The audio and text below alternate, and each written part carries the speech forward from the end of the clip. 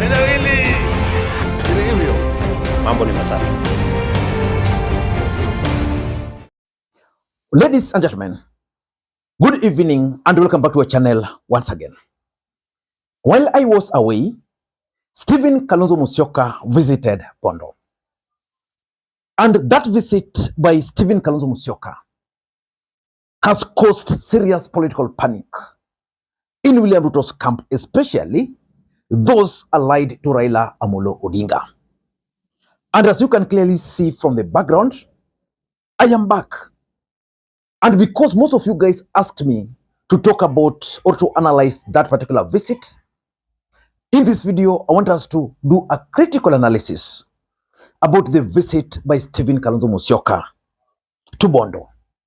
And the question which we must ask ourselves first, can Stephen Kalonzo Musyoka win the support of the Luo nation?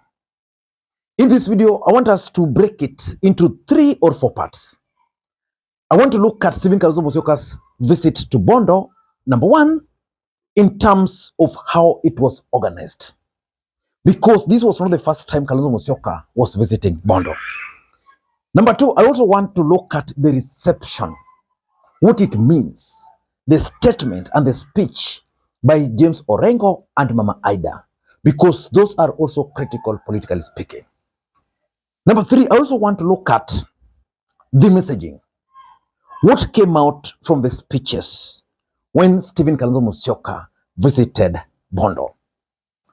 And lastly, I am going to talk about the political implication of that visit as far as 2027 politics is concerned. Ladies and gentlemen, before we do that, for those who are watching this channel for the first time, please take a second or two, click the subscribe button so that next time we produce a video like this, YouTube will automatically notify you. And to the subscribers, I want to continue thanking you guys for your continued support. Because without that support, this channel cannot be where it is. Ladies and gentlemen, before we focus on Stephen Kalonzo Musyoka's visit to Bondo, Uhuru Kenyatta also lectured Jeremiah Kioni over his sustained attacks on Rigathi Gachagua. Again, that's something which I want us to look at. Because for me, it seems Uhuru Kenyatta and Rigathi Gachagua are mending fences. But let us go back to our topic for today. Stephen Kalonzo Musyoka's visit to Bondo.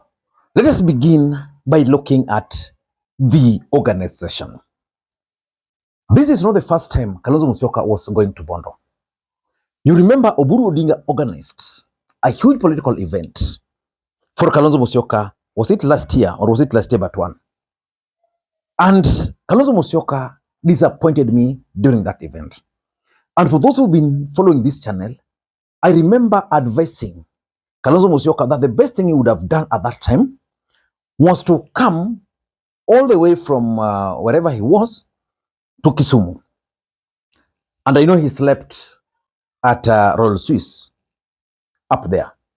So I advised him that once he landed there, he ought to have begun his trip to Bondo with a huge convoy.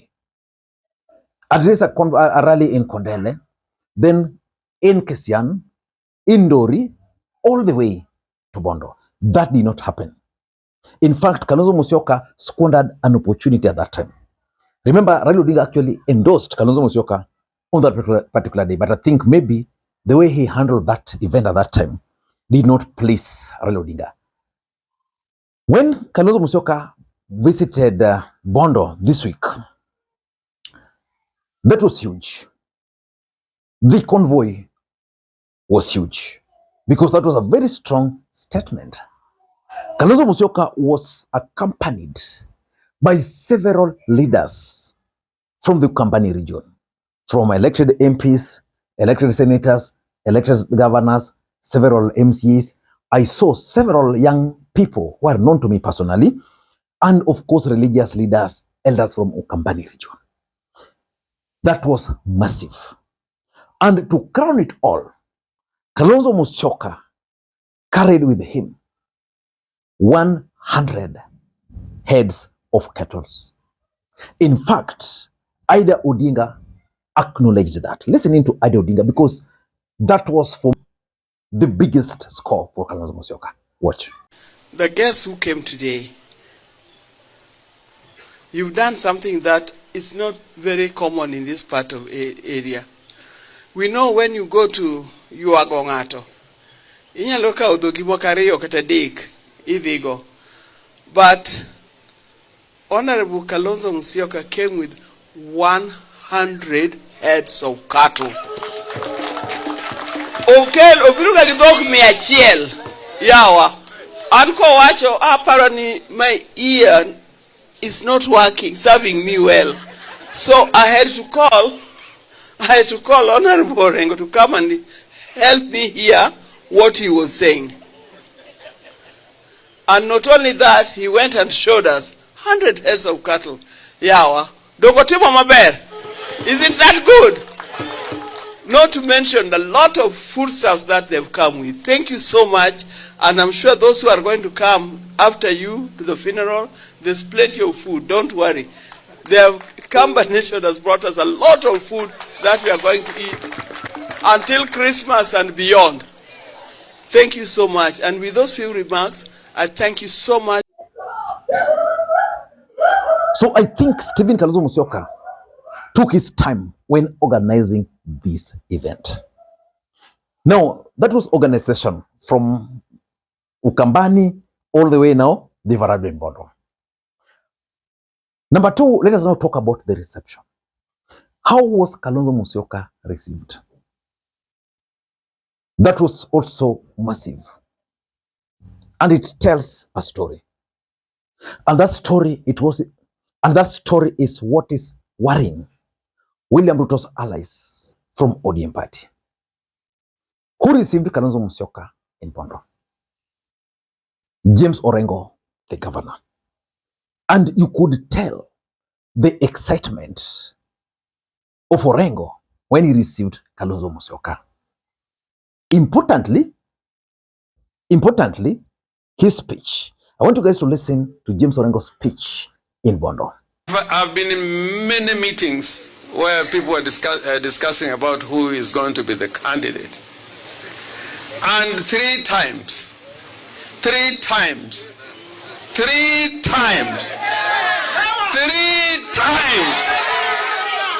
Kalonzo has said, nakuachia wewe ndugu yangu Raila. In 2013, in 2017, and in 2022, where he said, I don't even need a position. If there's a principled man in Kenya, like Raila Odinga, is Kalonzo Musyoka.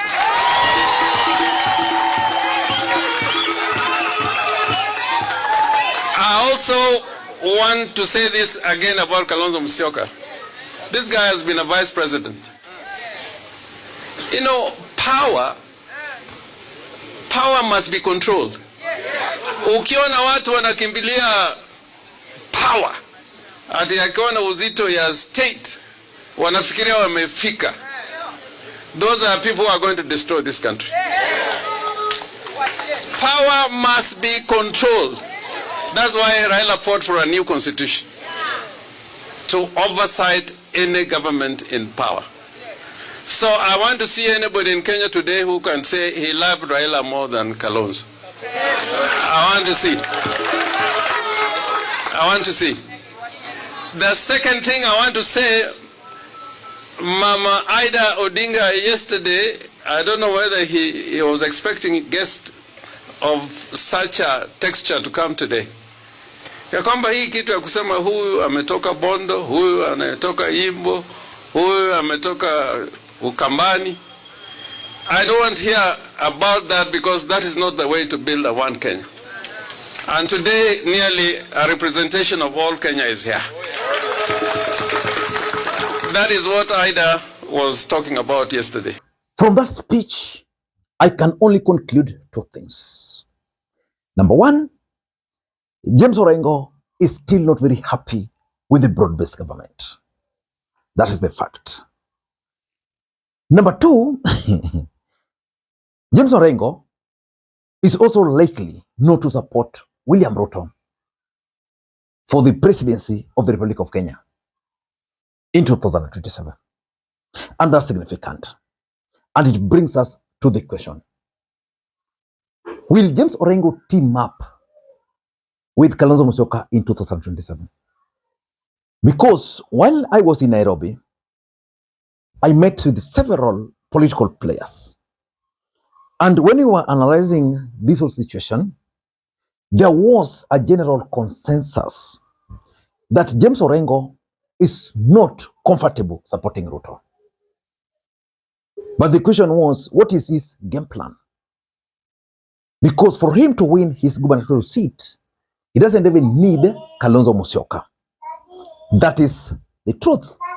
So which means there's a chance that James Orengo is also positioning himself to be appointed the running mate of Stephen Kalonzo Musyoka in 2027. So there's a possibility that Orengo is positioning himself for the running mate. So that is also something which came out of that visit. The third thing is the messaging. I want to challenge you and I want to read your opinion in the comment section. What was your general opinion or conclusion from that visit by Kalonzo Musyoka to Bondo? Was it a success or was it a failure? That event was hugely successful.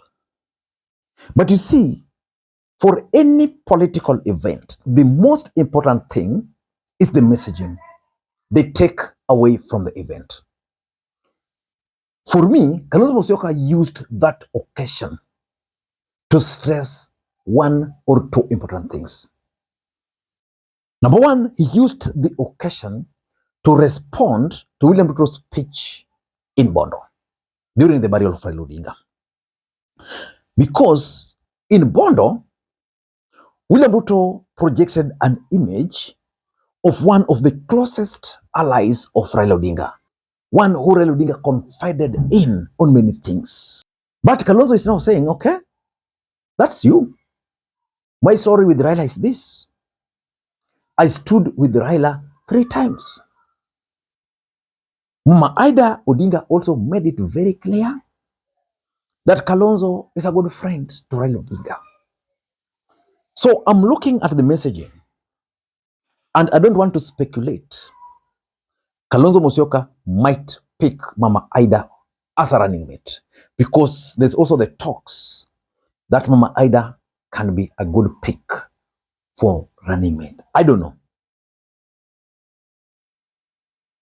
But that messaging is coming out clearly that Kalonzo stood with Raila 2013, 2017, 2022. And he continued respecting Raila even after the broad-based government. Remember, before the death of Raila,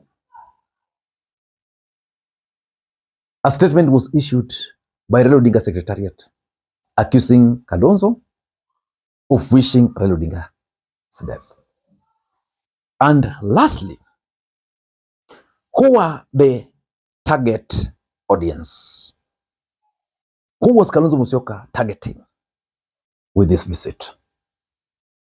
For me, Kalonzo Musyoka's main objective during this visit is purely about 2027 presidential elections in the Republic of Kenya. Kalonzo Musyoka is sitting in a place where he believes that he's going to be nominated by the United Opposition. And if he's nominated by the United Opposition, his chance of becoming the next president, according to his own calculation, are very high. So he's only praying to get some substantial support from the Luo Nation. So Kalonzo was targeting the Luo Nation in particular. But again, importantly, he was also appealing to the hearts and the emotions of the ODM support base. Because with the Kikuyu, nation, or Mount Kenya for that matter, fully behind him, with the Kamba votes, and assuming Fred Matiangi will agree to be the Prime Cabinet Secretary. Yeah. And now that Uhuru and Rigathi are in talks, then he will not have problems with fundings. What can stop him? He's only going to pray to get, let's say, 15% from Nyanza. I don't know what you think. But for me, I give it to Kalonzo Musyoka on that day. He scored big. Until next time, this is Lee Makwiny. Bye-bye.